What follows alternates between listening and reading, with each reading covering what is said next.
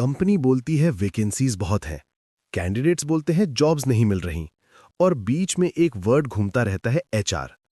पर रुकिए, क्या हायरिंग एचआर करता है या टैलेंट एक्विजिशन करता है? और अगर दोनों सेम हैं, तो कंपनीज अलग रोल क्यों बनाती हैं? आज के वीडियो में हम बिल्कुल सिंपल लैंग्वेज में समझेंगे ह्यूमन रिसोर्सेज और टैलेंट एक्विजिशन के बीच का रियल डिफरेंस, एग्जाम्पल्स के साथ, करियर पर्सपेक्टिव के साथ। नमस्ते दोस्तों, welcome back to the channel. अगर आप स्टूडेंट हो, जॉब सीकर हो या एचआर फील्ड में करियर बनाना चाहते हो, तो ये वीडियो आपके लिए काफ़ी इंपॉर्टेंट होने वाला है, क्योंकि इंटरव्यूज में भी ये क्वेश्चन पूछा जाता है, एचआर और टैलेंट एक्विजिशन में डिफरेंस बताओ, और काफ़ी लोग यही कंफ्यूज हो जाते हैं। सबसे पहले बात करते हैं ह्यूमन रिसोर्सेज यानी एचआर। सिंपल वर्ड्स में बोले तो एचआर कंपनी के एम्प्लॉयज को मैनेज करता है। जैसे ही कोई एम्प्लॉय कंपनी ज्वाइन करता है, उस दिन से लेकर जब तक वो कंपनी छोड़ता नहीं, उस पूरे जर्नी को एचआर हैंडल करता है। इसलिए हम बोलते हैं HR manages the entire employee life cycle.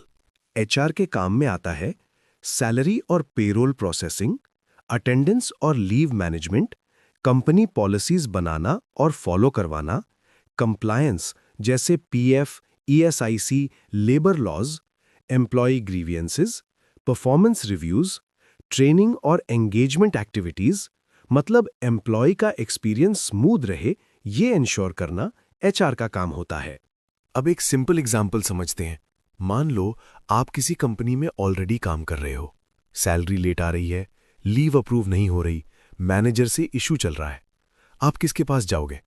HR के पास, क्योंकि एचआर का रोल है एम्प्लॉयज को सपोर्ट करना और कंपनी के रूल्स फॉलो करवाना। अब यहां तक हमने समझा एचआर एम्प्लॉयज को मैनेज करता है, पर सवाल यह है एम्प्लॉय कंपनी में आता कैसे है? यहीं से एंट्री होती है टैलेंट एक्विजिशन की। टैलेंट एक्विजिशन का काम होता है राइट कैंडिडेट को राइट जॉब के लिए हायर करना। ये रोल ज्वाइनिंग से पहले स्टार्ट होता है। जब कंपनी बोलती है हमें 5 डेवलपर्स चाहिए, हमें सेल्स टीम एक्सपैंड करनी है, तब टैलेंट एक्विजिशन का काम शुरू होता है। टैलेंट एक्विजिशन टीम हैंडल करती है मैन पावर रिक्वायरमेंट समझना, जॉब डिस्क्रिप्शन बनाना, resume sourcing, LinkedIn, portals, referrals, screening और shortlisting, interview coordination, offer letter release, candidate followups, मतलब कैंडिडेट को कंपनी तक लाना। एग्जाम्पल समझते हैं। एक फाइनेंस कंपनी को 10 रिलेशनशिप मैनेजर्स चाहिए। एचआर बोलेगा हायरिंग स्टार्ट करो। टैलेंट एक्विजिशन टीम मार्केट में जाएगी, प्रोफाइल्स ढूंढेगी, कॉल्स करेगी, इंटरव्यूज शेड्यूल करेगी और फाइनली ऑफर रिलीज करेगी।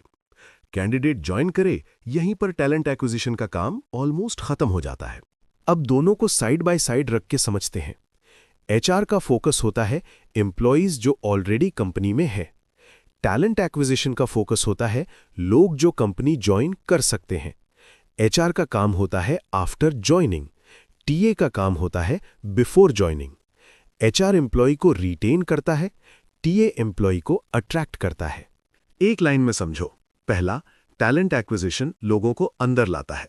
दूसरा, एचआर अंदर के लोगों का ध्यान रखता है। अब कंफ्यूजन क्यों होता है? क्योंकि स्मॉल कंपनीज में एक ही पर्सन हायरिंग भी करता है और पेरोल भी हैंडल करता है।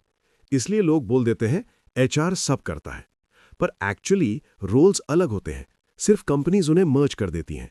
अगर आप सोच रहे हो करियर का, अगर आपको पीपल मैनेजमेंट, पॉलिसीज और एम्प्लॉय सपोर्ट पसंद है तो एचआर।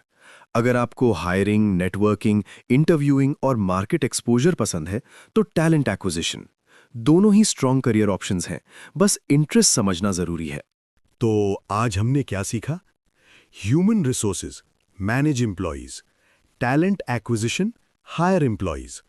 अगर वीडियो यूजफुल लगा हो तो लाइक बटन दबाइए, शेयर करिए उनके साथ जो एचआर फील्ड में आना चाहते हैं, और चैनल को सब्सक्राइब करना मत भूलना। कमेंट में बताओ, आप एचआर चूज करोगे या टैलेंट एक्विजिशन?